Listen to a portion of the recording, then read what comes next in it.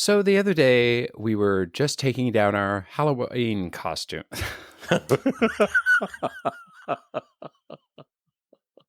I really, I really believed in you too, and I saw your face just crumble. And this is Gatriarchs.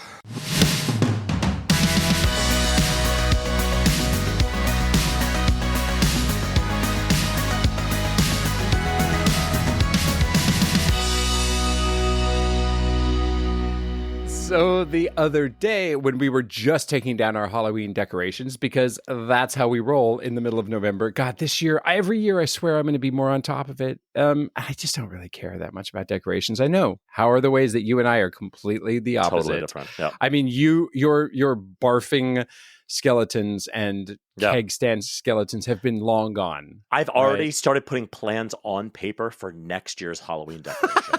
I'm already sourcing materials, and it is literally November 15th. You are worse than Target. I know. Putting up Christmas before September 30th. But okay, so anyway, we have, needless to say, we do not have anything up, although I do not believe in decorating for Christmas until after Thanksgiving. That's our family tradition, you know.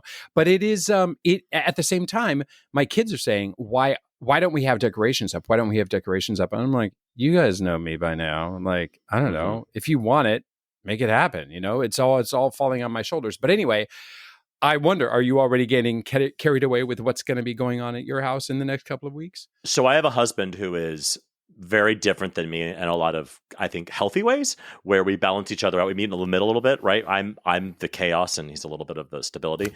But I, as we know, Halloween and Christmas are my jam, and so I get very excited. You are home goods wrapped up. I'm a home goods homo, and I want Halloween up like starting in September, and I want it up for a week after Halloween, and then I want to go right to Christmas. He is a no. We do October 1st is when Halloween happens, and then there is a month. There is literally a month or 3.5 weeks of like just generic fall before we're allowed to put up Christmas, which is the day after Thanksgiving, which I think is what you do. I can endorse this. Wait, do you have any Thanksgiving decorations? Be grateful. Oh my God, it's my season of just signs that say be grateful, dude. We have a giant ceramic turkey that holds napkins that sits in the middle of our table.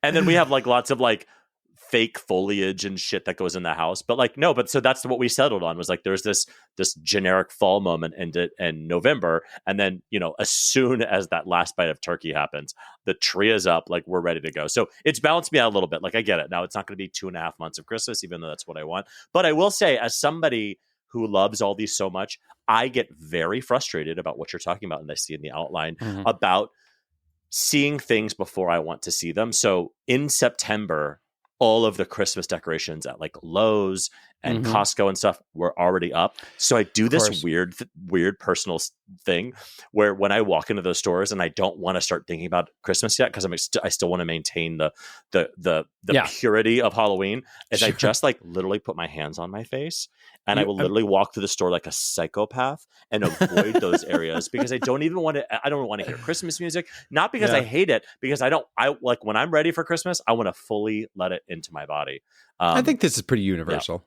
Yeah. So. I mean, I love the idea of you walking through from Homo Goods to Homo Depot with your blinders up, though. But and then I'm just looking down at all the contractors' packages. That way, it's just, you know, it's a healthy balance. Absolutely. Are your kids already thinking about like their lists and whatnot? And in fact, does she get it? No, she doesn't get it. So she literally gets nothing from us. We have been very smart about the first couple of years of our kids' lives. They don't know what a birthday is. They don't know what Christmas is. And their grandparents are going to be giving them gifts. So we get them absolutely nothing. This is the first year, my son, he's 4-ish. He'll be like 4.5 soon. He kind of understands that Christmas is a time that he'll get some presents. So he's like casually mentioned we'd been out. And he's like, oh, I want that. I'd be like, great. You know, maybe for Christmas. He's like, okay, I'm going to ask for it for Christmas. So he started to kind of put that together. No, the little one's, she's dumb as rocks, so she's not getting anything. Nope. Right. I have always had a complete dichotomy in my kids where years ago, for instance, I asked my son, so what do you want for Christmas, buddy? And he goes, a purple pillow. Oh, and I thought, oh my God, sweet. I'll buy you a purple pillow now. Like, you don't have to wait for that. Meanwhile, I asked my daughter, and I've made this reference before, probably for her birthday, because my daughter knows how to consume, as we've already established. And she pulls out that list and it goes down to the floor and across. It goes down to the floor and across the floor. Have you seen that video of the little boy who they when they jokingly wrap a banana and put it as a Christmas gift, and they think it's going to be a hilarious video, and they film him and he opens it and he goes, "Oh, a banana!" And he's like so excited, like earnestly excited. He's just so thrilled, and the parents are feeling guilty because they were trying to make it a joke. I wish we could all have that kind of joy. Yeah, exactly. He's got that kind of Gavin Lodge gratitude that we all want. Just simple. So I am preoccupied this year also with my kids are getting, a little older, and they don't need stuff. I mean, they open everything and then they just go back to their iPads and don't want to do anything anymore. They just want to go, watch other people live their lives on TikTok and YouTube. And so I'm hoping that this year we might be able to do the graduation from stuff to experiences, even though I think I'm late to this in comparison to a lot of other people. But like, God, enough of the stuff. Let's have experiences. Then again, that's part of me justifying being able to afford a vacation. And when in reality, I'm like, I don't think we can afford the vacation either. So we did that with my very small kind of like, the people I spend Christmas with, usually we made the change from gift giving to going on a trip together like 8 years ago. And it was like the best thing for somebody who loves gifts and actually enjoy gift giving. I think it's a fun thing. Sure. It was such a level up. And it's like, oh, we're going to cruise this year. We're going to just rent this hotel on the beach this year. We're just going to go to somebody's house and have a little sleepover thing. Like, it could be very simple, but man, is that so much better. Is that with friends or with family? No, with my family, with my mom and my brother. Oh, okay. Yeah. Yeah, great. Yeah. Especially when somebody else pays for it.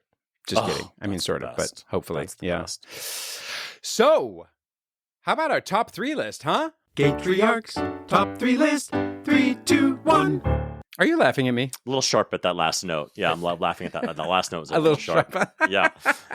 So this is your list this week. What's our list? This is, I feel like there is so much bad advice out there. And then also, so often I just laugh at the advice. And sometimes I take the advice.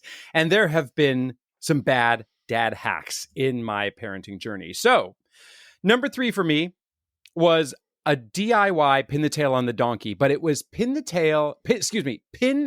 the hair braid to Elsa.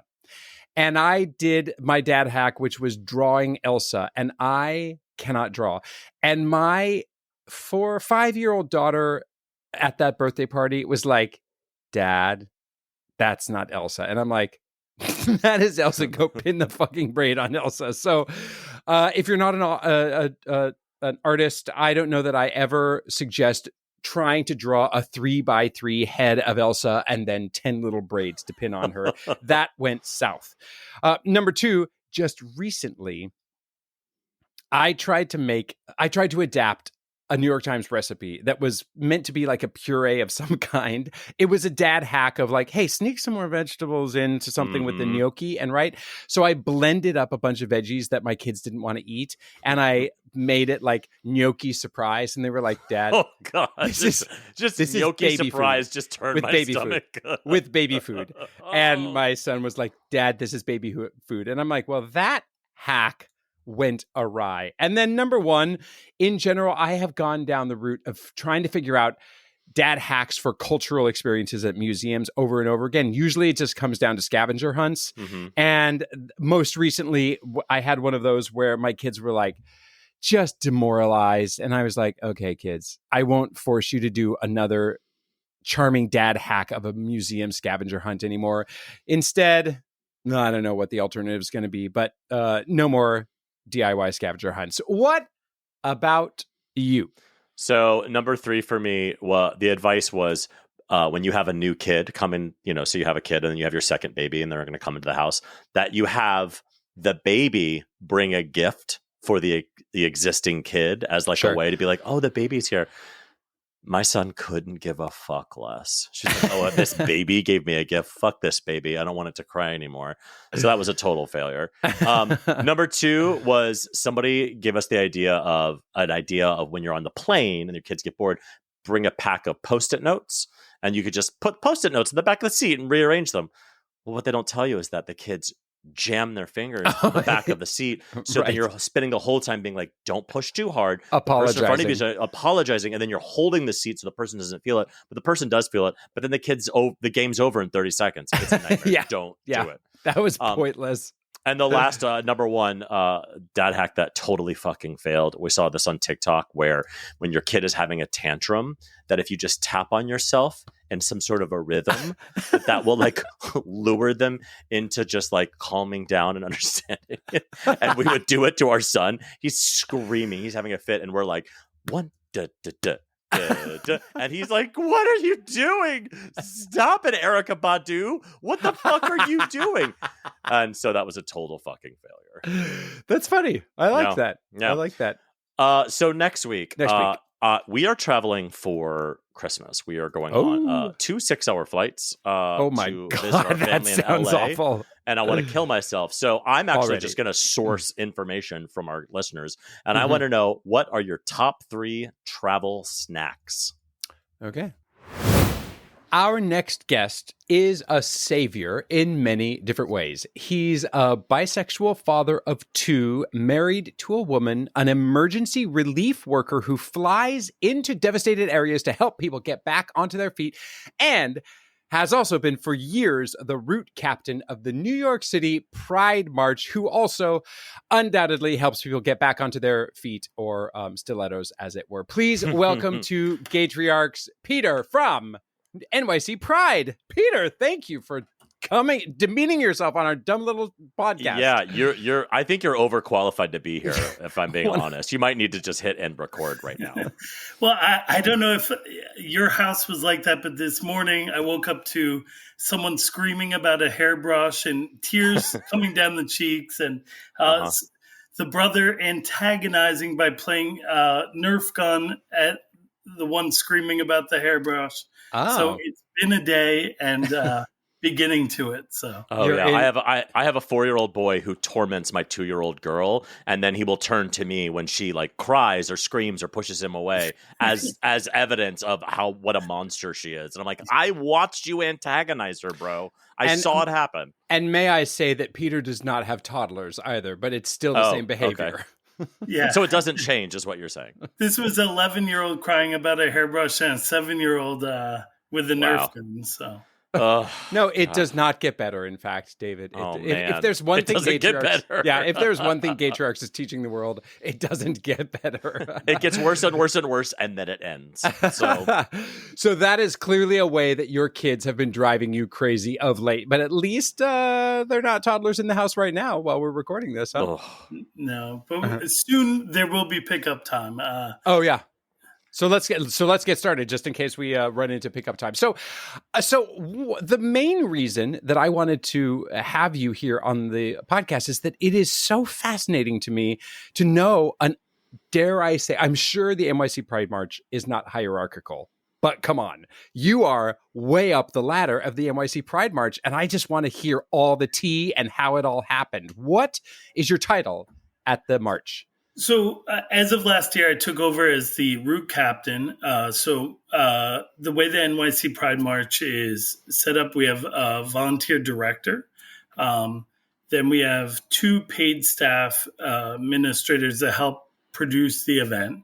And then we have volunteer leaders, and I'm one of them, that oversees a section of the march. So my job is to ensure that from the moment the marchers step off to when they end, that they have a good, safe and good experience, and that those along the route have a safe and good experience as well. Wait, so you're suddenly responsible for like hundreds of thousands of people's safety and pleasure.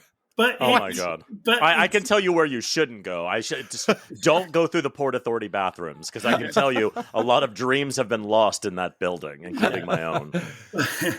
It's done with the work of hundreds and hundreds of volunteers. I just am the one that gathers us together and sort of puts a vision forth. It's done with hundreds of volunteers that make this possible, and obviously partners that finance that and make it possible as well. So, this year we welcomed 2.5 million roughly spectators and 75,000 marchers to the NYC March. And all of that work starts months before. In fact, we're just starting to gather to get ready to start thinking about this year's march. But I think like before we dive into the details, it's really important to think about where it all started. Sure. And so in 1969, we had the Stonewall Uprising, and police were harassing people at the Stonewall Inn, which is a prominent gay or queer establishment in New York City, and still is today. And trans women predominantly stepped up and said, we're not going to put up with this. And that we have, Sylvia Rivera, Marsha P. Johnson, who stepped up and pushed back on this. And it led to 6 days of protest. And from that, they said at the end of June every year, we're going to march. And that's where we are today. So we don't call it a parade. We call it a march because the work isn't over yet. There's, although we can celebrate what's great about us, and we can certainly do that. And there's many of parties that revolve around it. And we celebrate Youth Pride during that month. And that's a great event that happens every year. I'm not too involved with it. I've been to it once, but that's definitely worth bringing families to. And we have all different events throughout that month. It's still very much a march, and we're still delivering a message. And I think that's important to mark before we jump into what we do. I appreciate you doing so. And because it is an important notion that you talk about a march versus a parade, because even from my perspective, the parade is an awful lot of abs and hotness, which comes in all different forms. But I feel like the caricature is just like abs on a float gyrating, which we all love abs on a float gyrating, but that's not what it's about. And do you ever try to tamp that down for the message? No, I think that that's part of the whole message. I think that it's people being free and expressing their bodies, and there's body positivity, and people just feeling comfortable in their own skin. And I think that that's, for me, I can't speak for NYC Pride. I'm just a volunteer there. But I think that that's what makes the march so special, is that you're allowed to express yourself in the way that you feel that day. Yeah. And a lot of it is about feeling good in your own skin, and also revolving about love in many different spectrums, right? Yeah. And that comes out through song and dance. It comes out through artworks that people bring down the march route. And I think that whatever your way of expression is, it's accepted that day. And that's what makes it so unique. But also the queerness is the point. And so people who push back often on the parades be like, it's too sexual, it's too this. It's like, yeah, that's the fucking point here. Like we're not trying to assimilate at this moment. We're putting the queerness in the front row. And for some people, that's like dykes on bikes. Some people, that's abs. That's people ass and whatever. And so I think there's, especially as gay parents, like there's always these conversations revolving around how sexual NYC Pride can be, and that shouldn't be for families, and where the family safe spaces. And I think it's not. I like creating family spaces and family friendly moments or areas or whatever, but taking away sex from Pride or taking away sexuality from Pride is, to me, undercutting the whole fucking point. Yeah, I think sex positivity is a really important sort of topic of Pride. I think that it's saying, in 1969, when this uprising happened, homosexual acts were illegal in, I think, all but one state at that point. So I think the very thing that we're standing up against is saying, no, that's not okay, right? And now the ones that Gavin participates in should still be illegal, if I'm being honest. Yeah. So because they're so fucking boring, frankly. Should we read together in a dim light? And it's like, okay. Let's all right. talk about gratitude. David, I don't want together. to read the Costco catalog again. You'd be like, we're reading it again. No. The Amazon catalog just came. Yeah, it sure did. Ooh, for Christmas already. Oh, man, we're such dads. Listen to us. So how did you get involved with the Pride Parade? So excuse me, Pride March. You just slapped fucking me it up. through He just that spent video. 15 minutes educating Sure you, David. did. You remembered none of it. None of it. It's okay. We hear that a lot, and that's fine. I think that so it was probably 2016 or 17, probably 16. A friend of mine said, "Hey, you want to help out with it?" And I was like, "Sure." And got involved as a volunteer. Been volunteering ever since. I think I missed a year because of COVID. Lots of things were missed that year. But I was there for World Pride right before COVID, which was amazing. And I've been there ever since, and sort of just worked my way in. I think what's really unique about NYC Pride, just to get into the dynamics of it, is although you would think there would be this like structure that takes forever to penetrate the top, anyone has penetrate. Do you normally penetrate the top? I need to check my directions. I should watch myself. No, please do not watch yourself. In fact, but you would think it takes a while to work your way up. Anyone that wants to have a role can have a role there. We said we have a safe space there, but we've accelerated that to. We now call it Brave Spaces, and we're really open to hearing anyone's point of view, and we use perspective listening, and try to say, we may not always have the answer because our perspective is not yours. Mm-hmm.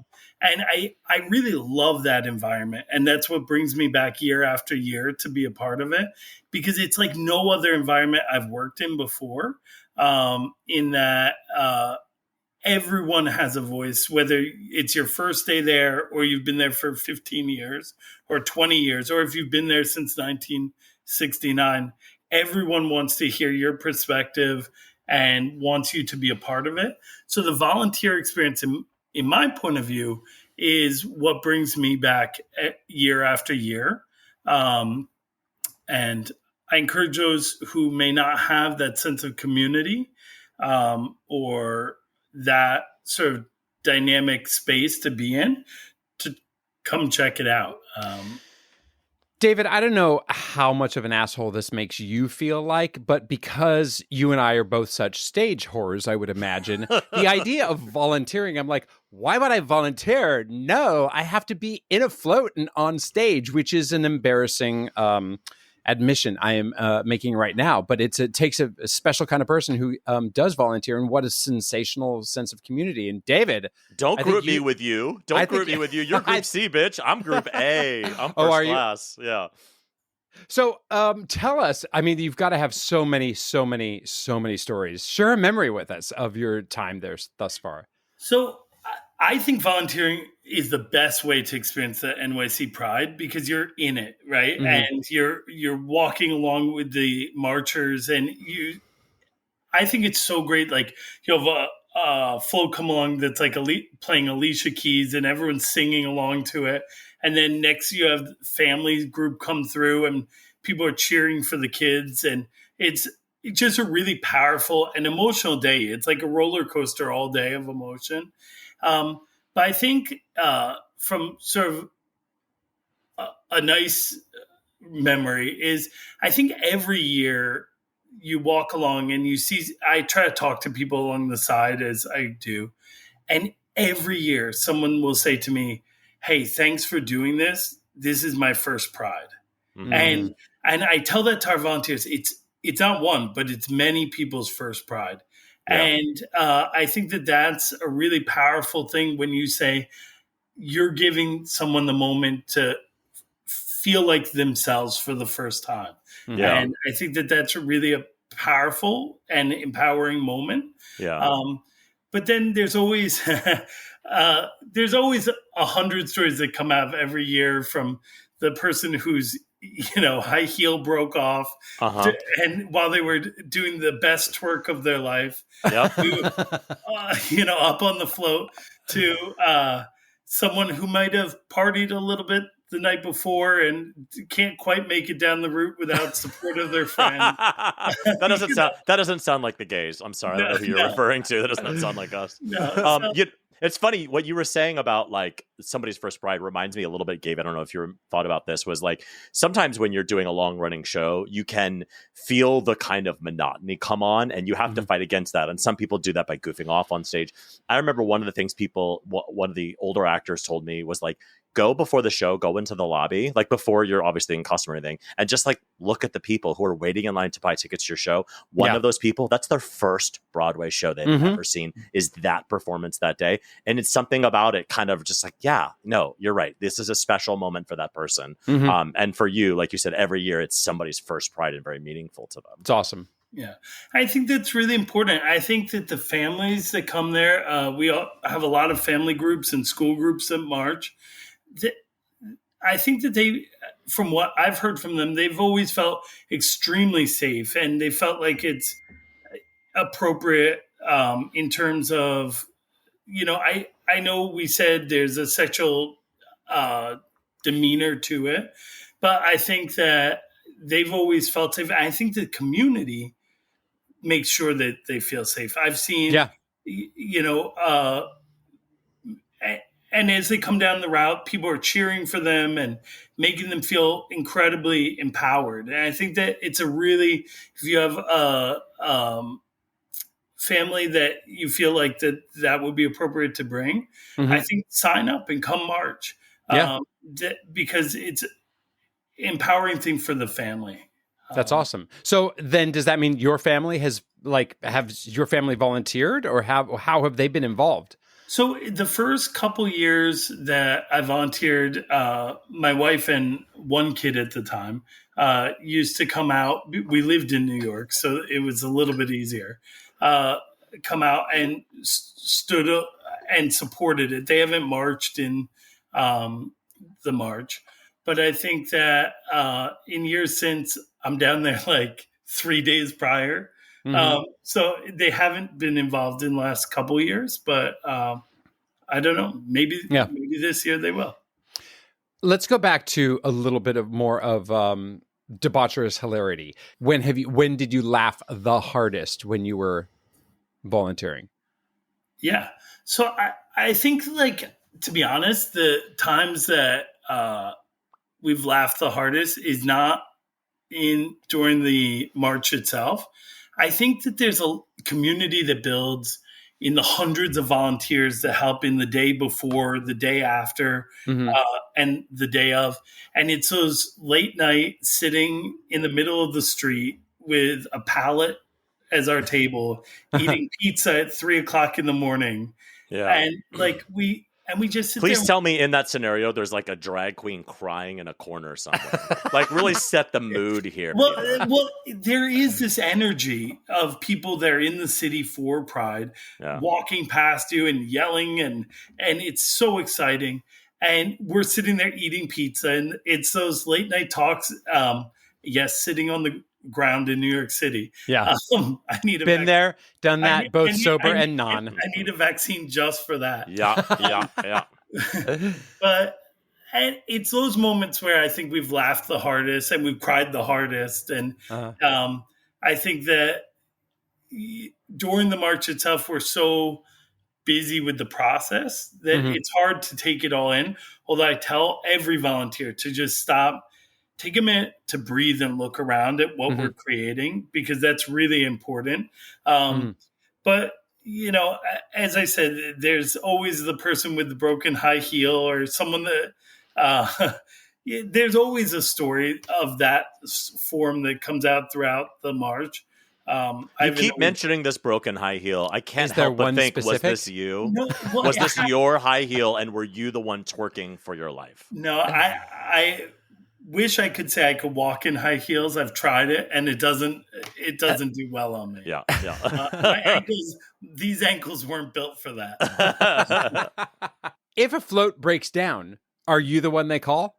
Yeah, so we have a whole team that responds to that. Mm.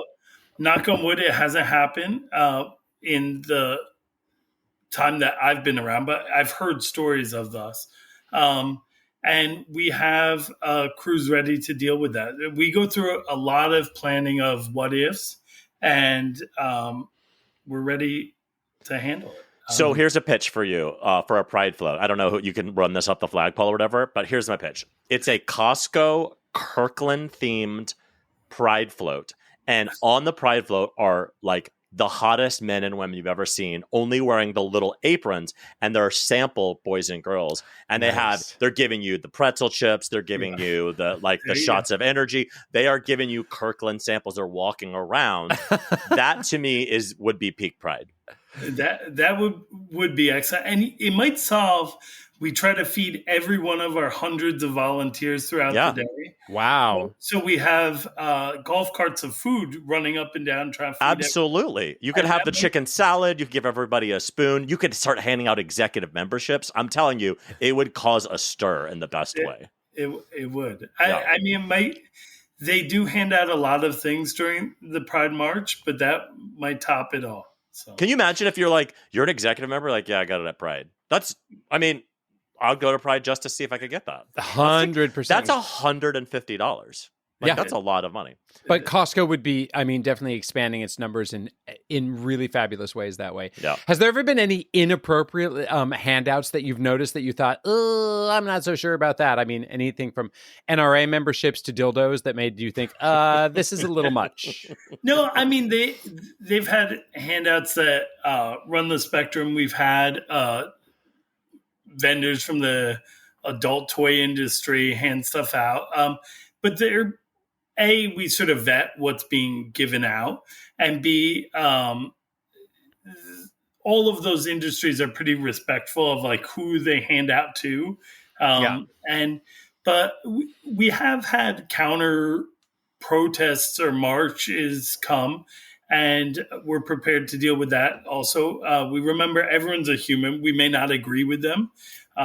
So we start by offering them water and saying, hey, we're humans, you're humans, you must be thirsty. And we start with that, and we try to say this is our moment to speak. See, Gavin, this is why I could not volunteer for this, because he's taking the high road. He's the Michelle Obama. And you will when definitely... they go low, we go high. And like I said, I would go in the sewers to ruin those people's days. I would not treat them as human. Because you're a fighter, not a lover, right? Yeah, no, I'm a hypocrite, and I'm arrogant, and I'm stupid, and I'm mean. That's what I am. So, but no, we try to recognize that everyone has a voice, and they may not have the perspective or thought process we have on things, and they have the right to be there and voice their opinion. Yeah. But it's not ours. And bullshit is the word you were looking for, Peter. Bullshit. Spout their bullshit. I was in the WeHo Halloween parade one year, which I think when you're talking about chaos, Gavin, that's peak chaos. Peak 100% chaos. Yes. But there was 10, faggots go to hell people with signs or whatever. I tell you what, that energized that crowd more than anything else. Just those 10 people just delighted in the fact that they were just these tiny little people, just embarrassing themselves, but it weirdly uplifted the crowd in a weird way. And that's what it normally is. We've never seen some vast protests. It's 5 or 6 people at a corner, and they have the right to be there. They do. I think the other thing that's important to remember is NYC Pride's great.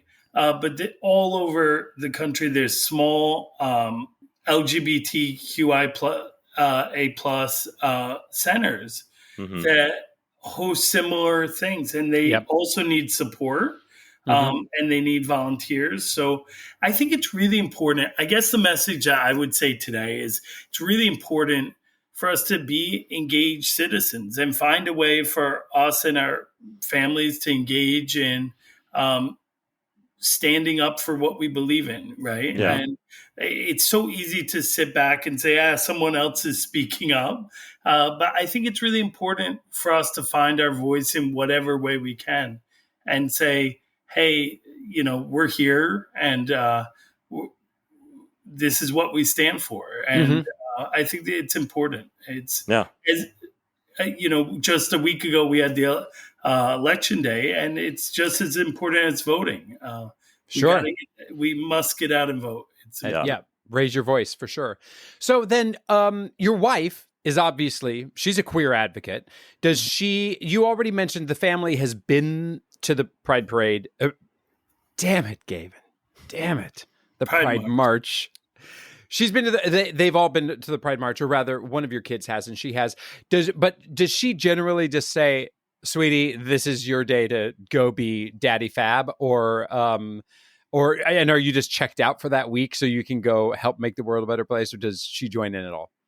No, I think in the last couple of years, I don't think it's I don't think it's as decisive a conversation as that. I think it's, hey, I got work, you got this, you go do you. And, that's just sort of how it's played out in years past. I don't know what this year will bring. But yeah, I think that it's an important week for me. I think that's really important we get out there and be a part of this and have a voice. But there's a lot of events that go on throughout that week and the weeks leading up. I forget how many events NYC Pride puts together, but they have the brunch, they have Youth Pride, they have Bliss, which is a women's event. They have tons of different events that go on throughout that month. So I try to make appearances, many of them as I can. And so, yeah, pretty much I go down there for the week and am a part of putting this together. I mean, it's awesome that you're able to get out a little bit, though, and enjoy yourself and not just be working all week long and eating pizza off a pallet in your broken heels. And your broken stiletto. And it's good to know that if you're planning on going to the NYC March, that to bring an extra stiletto in case a drag queen fumbles a little bit. You'd really make her day. So just know that. You would. Yeah. So do you mind telling us about being a bisexual man married to a woman, just in the sense of we don't have to go down that path deeply. We're talking about other topics today, but just how do you explain it to people who do get it? I bet it's super simple. No questions ever whatsoever, right?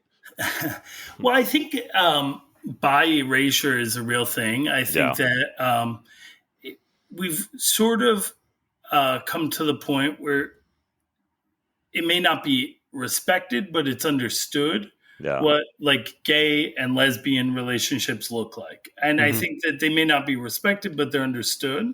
And I think all those letters sort of in between and are sort of harder to understand for people. I think, bi erasure is real. I think that people have a really hard time understanding trans and queer. And it's because everything was held against a straight standard, and gay and lesbian is just one click of the dial where like, oh, they're both the same gender, but everything else is the same. Don't worry. It's two people. They're monogamous. This is what they do. They get married. Like it is all held up to a straight standard. So bisexuality and transness is like two clicks, and you have to think of things differently. And I think that's why that erasure or that, I don't know, that second class citizenness comes a little bit, because it's not a straight modeled relationship often, or there's more questions. It's like, but you're married to a woman, but if you're like, guys, what does that mean? And people panic. Yeah. And I think that oftentimes people will just they meet you and within 30 seconds classify you into a bin. And they're like, oh, there's a couple, they must be in a straight monogamous whatever relationship. And they classify you without knowing. And I don't know that it so much matters in that till you get farther down the line and you want to say, hey, want to come to Pride with me, or want to come, and then you have to have these awkward conversations later on in relationships. And I think that if we could get to the point where we stop judging people and just saying, hey, however they're living is none of my concern, or is my concern because I'm a friend of theirs and I want to support them in that. I think people need to be able to have real conversations and talk with your friends and don't assume. Ask what What bin would you put Gavin in? Well, I don't like to put anyone in any bin. That's exactly the point. The Thank dumpster. you. The Thank dumpster, Peter, is the answer. The dumpster behind the discount seafood buffet. Well, dumpster fires are hard to put out. They sure are. Hey. What about a huge element that we haven't addressed also, which is an amazing part of your life, is that in addition to rescuing drag queens with broken heels, you also do relief work where you fly into areas that have been struck by earthquakes and hurricanes and whatnot, and you are once again like a route captain, right? I would imagine, in whistling and being like, you go here and you go here, and you are literally helping people in their most desperate Peter, what are you catastrophes. Doing here? What are you doing? You don't belong here. Yeah. Well, so yes, that's an interesting description. But yeah, I do respond to humanitarian needs around the country, and with the environmental change, we've seen more and more at a rate we've far surpassed last year, early on in this year. So it's an increasing problem. And I've been everywhere from Sumas, Washington to Kentucky to Florida for various environmental disasters. And I think something to keep in mind is, so when we go into these places, we look at social vulnerability index, and we try to find areas where people are the least resilient to bounce back from a storm. And we say, let's dial in on those areas and let's see what we can do in those areas. And oftentimes, those are also places where we see high populations of LGBTQIA+, because we know that they're part of the marginalized groups. We also see, people, any marginalized group that you could imagine often lands in those high SVI areas. So I think that that's something to think about when we think about, these disasters happening. It's not just happening to blanketed communities. It's hitting in higher proportion to people who aren't prepared for or don't have the resources to respond to it. Mm-hmm. They're highly vulnerable. Yeah. So it's interesting that you did bring up a connection there between LGBTQ populations and the relief work you do. I mean, that's not the focus, right? You don't specifically go into those. So the group I work with, and I don't know of, I'm sure there might be, but I don't know of any group that particularly highlights LGBT response. But I think that it's just a statistic that's worth pointing out in this sphere that we're talking in today. That, we know for example, trans and gay youth are more likely to be out on the streets. Yeah. And they're more likely to be in places of higher social vulnerability. So I think that it's something to point out that when these disasters happen, that our community is at higher risk for being hit by these or impacted by these storms.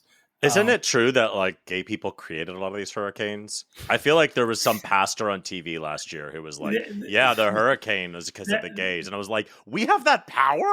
Oh my God, what have I been doing all this time? That might be a narrative that's out there. Yeah. If only we could harness it. Well, of course, this is fantastic to talk to you. I am curious as we wrap it up here, bringing all of these worlds together, how often do you talk about the Pride Parade while you're out helping people in their desperate times of need, or is there absolutely no crossover there whatsoever? Well, I think that, anytime you go out on disaster response, you meet people, and I've made some friends that last a lifetime. And actually this year, 2 of them came and helped at the Pride March. There you go.